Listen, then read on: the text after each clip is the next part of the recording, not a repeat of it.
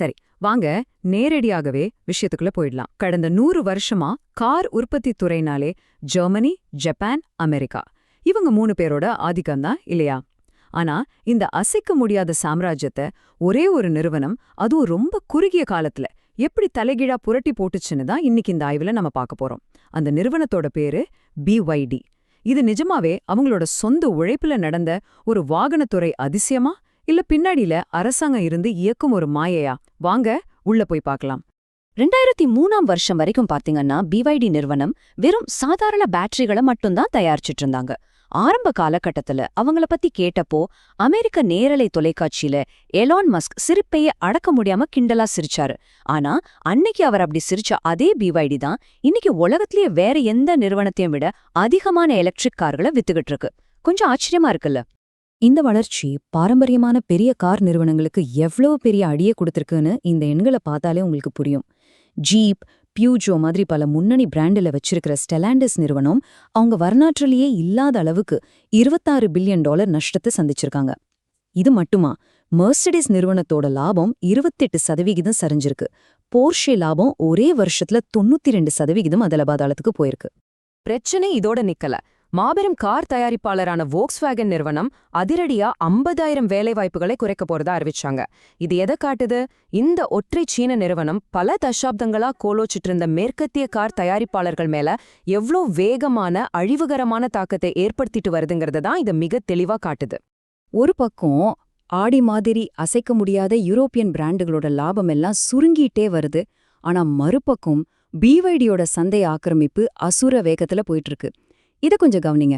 ஒரே வருஷத்துல பிராசில் எலக்ட்ரிக் வாகன சந்தையில 72% இவங்க கைப்பற்றிட்டாங்க. அது மட்டும் இல்லாம வெறும் 18 மாசத்துல தாய்லாந்து சந்தையில 40% இவங்க கைவசம் வந்துருச்சு. எப்படி இது சாத்தியமாச்சு? பகுதி 1. பேட்டரி தயாரிப்பாளரின் சவார். ஒரு சின்ன சீன பேட்டரி பட்சையால எப்படி ஒட்டுமொத்த கார் தொழில்துறையையும் மண்டியிட வைக்க முடிஞ்சது? இதுக்கெல்லாம் மூல காரணம் அதோட நிறுவனர் வாங் ஸ்வான்ஃபு.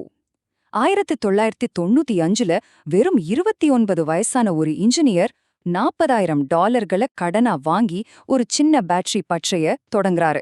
அப்புறம் 2003ல திவாலான ஒரு அரசு கார் தொழிற்சாலைய வாங்கி எல்லாரையும் ஆச்சரியப்படுத்துறாரு. சுமார் 15 வருஷம், பல அவமானங்கள், பல கஷ்டங்கள். இதையெல்லாம் தாண்டி 2020ல ஒட்டுமொத்த மார்க்கெட்டையே புரட்டி போட்ட பிளேட் பேட்டரிய அவர் வெற்றிகரமா அறிமுகப்படுத்துறாரு. பகுதி 2.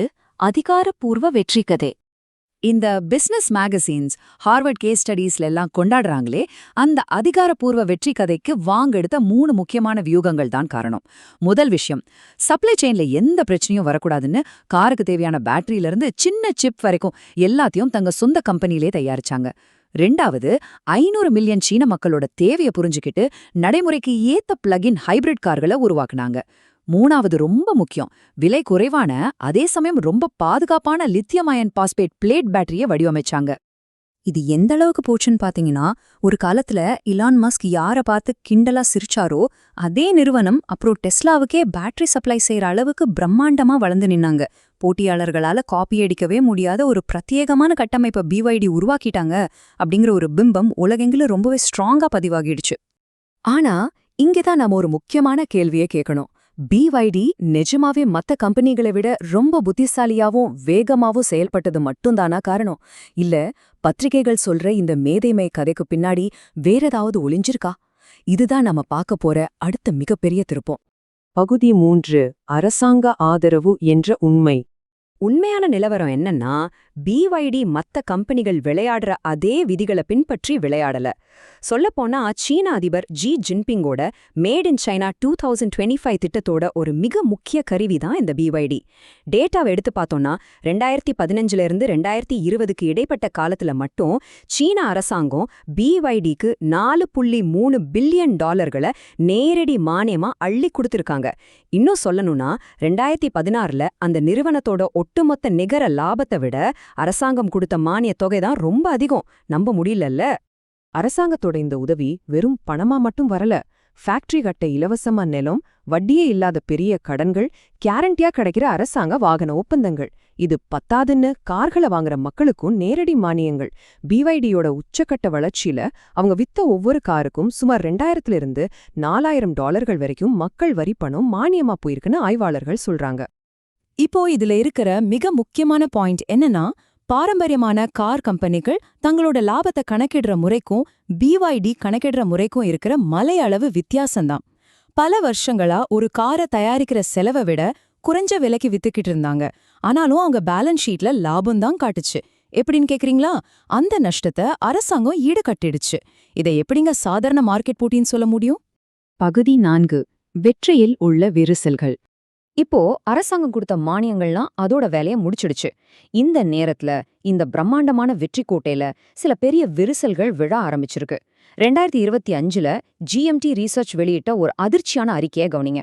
பிஐடியோட அதிகாரப்பூர்வமான கடன் 42 பில்லியன் யுவான்னு அவங்க கணக்கு காட்டுறாங்க.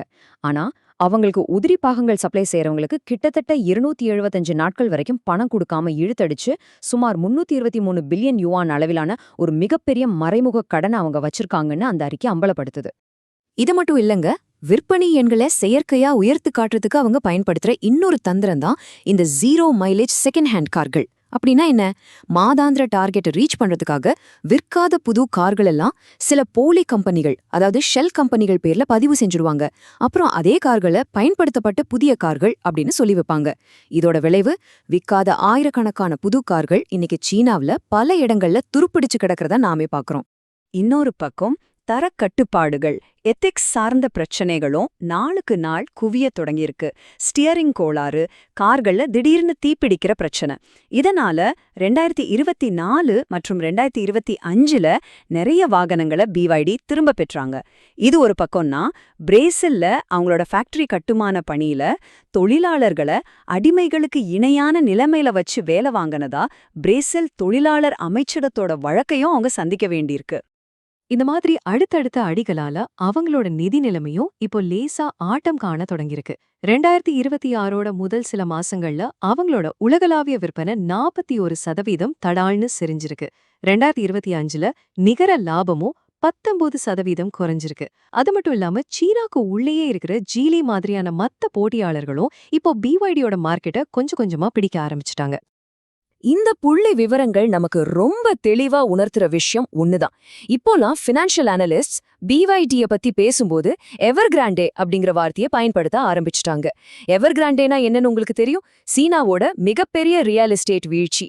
வெளியில அவ்வளவு பிரம்மாண்டமா தெரியற பிவைடியோட வெற்றி உள்ளுக்குள்ள எவ்வளவு பலவீனமான, எந்த நேரத்திலையும் சரியக்கூடிய ஒரு அஸ்திவாரத்துல கட்டப்பட்டிருக்கு அப்படிங்கிற எச்சரிக்கையை தான் இது நமக்கு காட்டுது. பகுதி 5. உலகளாவிய வணிகத்தின் புதிய விதிகள். பைடியோட எதிர்காலம் என்னவாகுமோ தெரியல. ஆனா இது ஒட்டுமொத்த உலக பொருளாதாரத்துக்கும் ஒரு பெரிய பாடத்தை சொல்லிக் கொடுக்குது.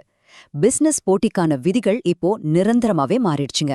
பைடி தன்னோட கடன் சுமையில மூழ்கினாலும் சரி, இல்ல 21st செஞ்சுரியோட அடுத்த டொயோட்டாவா மாறினாலும் சரி, நாம கவனிக்க வேண்டிய அசல் விஷயம் இதுதான். சீனாவின் 15வது ஐந்தாண்டு திட்டம், ஆமாங்க, அரசாங்கத்தோட பலத்த ஆதரவோட இதே மாதிரியான வியூகத்தை வச்சு உலக அளவுல இன்னும் பல முக்கிய தொழில்துறைகளை தங்க கட்டுப்பாட்டுக்கு கொண்டு வர பெய்ஜிங் ரொம்பவே வெளிப்படையா காய் நகர்த்திட்டு இருக்காங்க.